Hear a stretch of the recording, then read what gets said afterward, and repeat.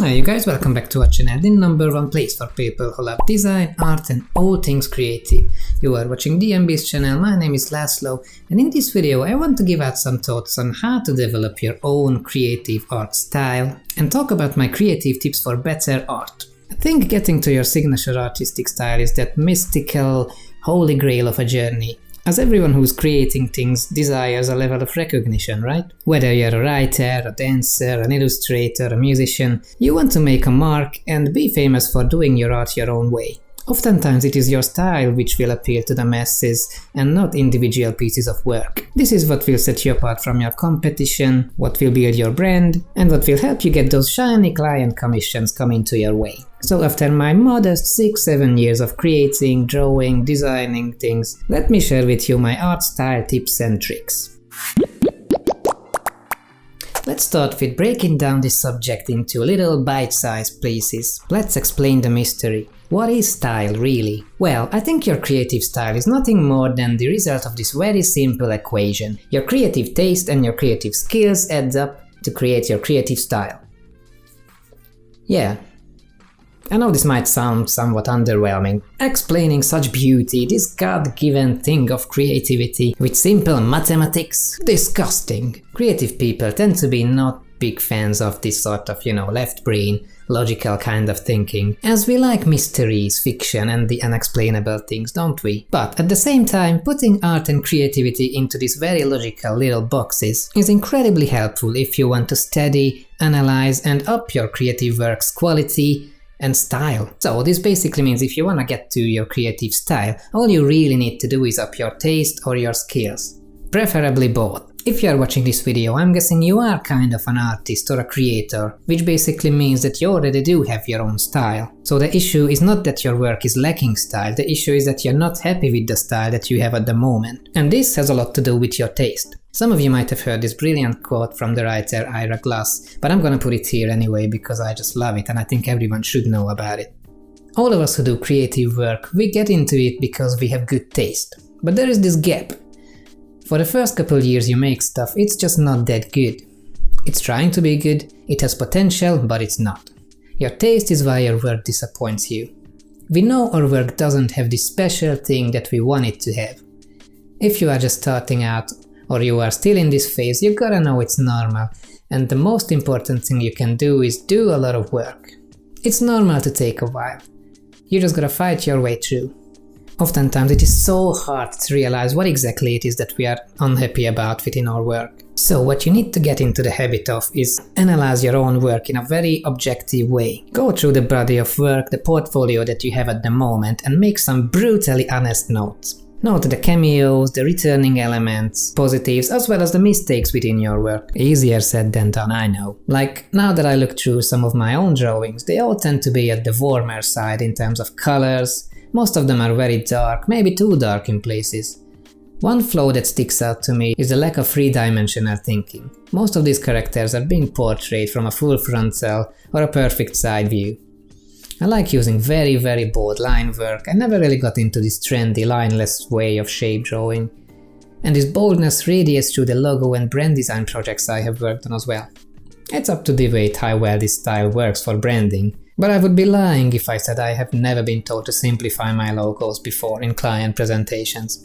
So how do we get past these mistakes and develop a better taste to avoid them in the future? We look for inspiration outside our usual toolbox. To challenge your taste and your way of thinking is an incredibly healthy, but incredibly hard exercise. I oftentimes make a habit of listening to music from genres I wouldn't normally look out for, watch a movie or read a piece of writing from someone I don't particularly like, because I believe that your brain needs all this stimulus and all these different worldviews and ideas in order to grow. Listening to opinions that are different from yours is something that helps you to mature and grow as a person as well as a creator, by the way. And I believe none of us are doing enough listening these days, especially not online. Anyway, another thing I like to do is, besides my own work, I analyze some of my favorite creators' works as well, and try to put a finger on what exactly it is that makes them so great. I look up to concept artists, illustrators, designers who can teach me how to get better at color palettes, and mixing those colors with incredibly well-flowing shapes and characters. Other artists amaze me with how they can render reality in a brutally simple way, while also get 5 stars on mixing traditional and digital techniques in their work.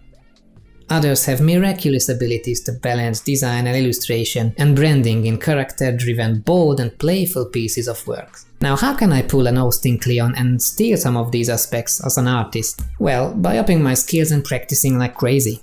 So let's talk about skill. Please note that I especially said skill and not talent in my equation. I believe that talent is overrated and it has very little to do with influencing your creative style. People who boast on and on and on about talent are treading on very dangerous waters, as it is so easy to use talent as an excuse. All these popular artists, their work is awesome because they are so talented and I'm not. Right? Wrong! Their work is awesome because they have worked on their crafts for decades. Talent is part of the equation, but its importance is minuscule compared to your skills and your taste. I am a big fan of this Bob Ross quote that talent is a pursued interest. In other words, anything you are willing to practice, you can do. So what's the secret? There is no secret, you just need to practice more. Shocking, I know. Again, just like challenging your taste, you can also challenge your skills by expanding your toolbox. I talked about this kind of stuff in previous videos. Many artists have told me that what they tend to do when they are feeling burnt out or uninspired is they mix up their used mediums. If they are a traditional artist, they would get into digital or vice versa. Or they change their subject matter. Like I tend to draw people and faces quite a lot. But have I ever given a real try to something like food illustration?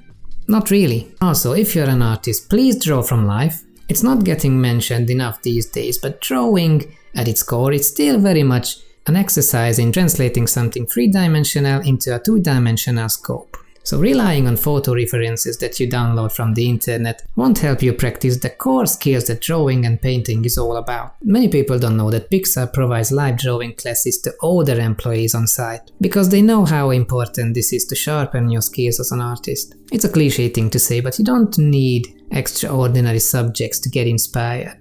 Slow down a little and take time to look at the anatomy of a flower, follow the barks of a tree covering its trunk. Look at the expressions and joys on your roommates' faces when they are getting ecstatic over a video game, or your partner's relaxed posture when they are making coffee in the morning. There is so much beauty and expressiveness in ordinary life, screaming to be translated into art. All these shifts, changes and experiments will result in some weaker pieces, and believe me, I know exactly how frustrating it is when you spend a long time on something and it looks like trash in the end. But whenever that happens, just remember the Ira Glass quote.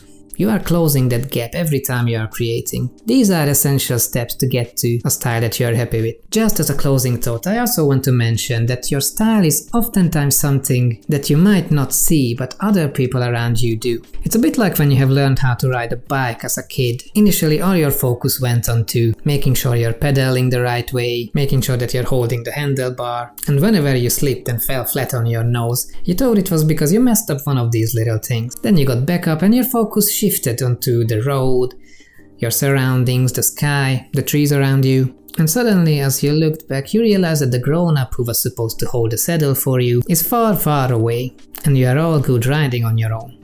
Guys, I hope you get something useful out of this video. If you did, please give it a big like just to feed that algorithm. And while you're here, join our little design tribe so you don't miss out on the upcoming content. We aim to give you 2 videos every week about art, design, illustration, interior design, architecture, and all those little things in between those cool things. Take care guys, and I'll see you this time next week. Bye!